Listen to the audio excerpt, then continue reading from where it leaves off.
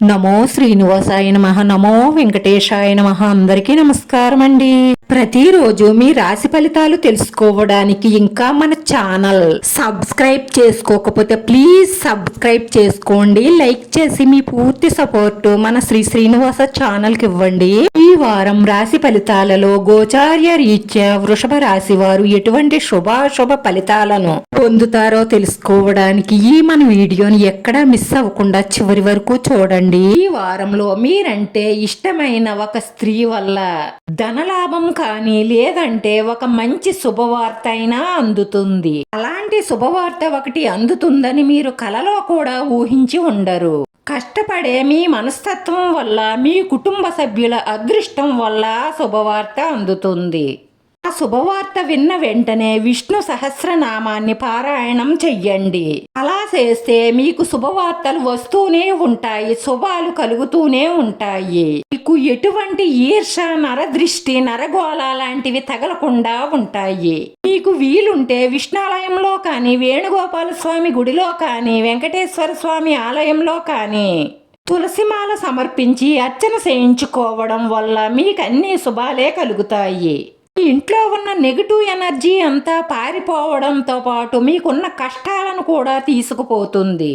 మీరు చేపట్టిన ప్రతి కార్యక్రమాన్ని పూర్తి చెయ్యగలుగుతారు. ఈ భవిష్యత్ ప్రణాళికలకు మంచి సమయం ఉంది. కాకపోతే మీరు గాలిలో మేడలు కట్టడం మానేసి ఆచరణలో పెట్టడం వల్ల విజయాలను సాధిస్తారు. రూపురేఖలను మెరుగుపరుచుకోవడానికి మీరు చేసే ప్రయత్నం మీకు సంతృప్తిని ఇస్తుంది. ఈ రోజు మీరు రిలాక్స్ గా ప్రశాంతంగా ఉండే ప్రయత్నం చెయ్యండి. మీ కుటుంబ సభ్యుల, స్నేహితుల, బంధువుల మధ్య సంతోషంగా, ఆనందంగా గడిపే ప్రయత్నం చెయ్యండి.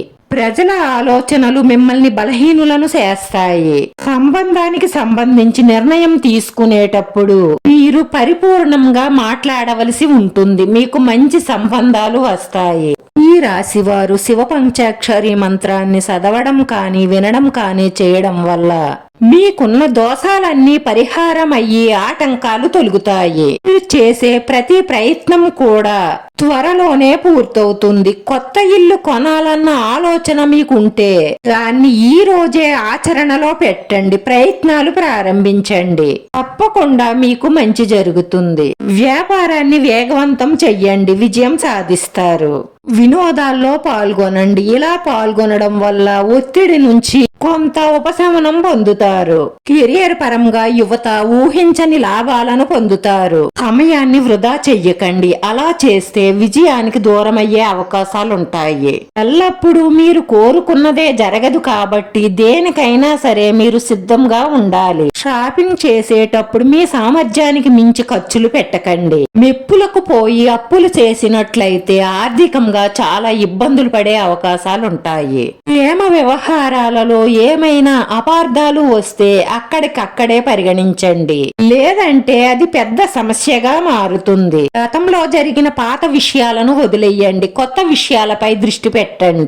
ఈ రాశి వారి పరిహారంలో ఈ వారంలో మీకు వీలైన రోజు ఆలయానికి వెళ్ళినప్పుడు విష్ణు సహస్రనామాన్ని 18 సార్లు పారాయణం చేయడం వల్ల మీకు వస్తున్న ఆటంకాలన్నీ తొలగి మనసులో ఉన్న కోరికలన్నీ నెరవేరడమే కాకుండా మానసిక ప్రశాంతత లభిస్తుంది. మన శ్రీనివాస ఛానల్ ఆదరించండి. అందరికీ ధన్యవాదాలండి. నమో వెంకటేశాయ నమః.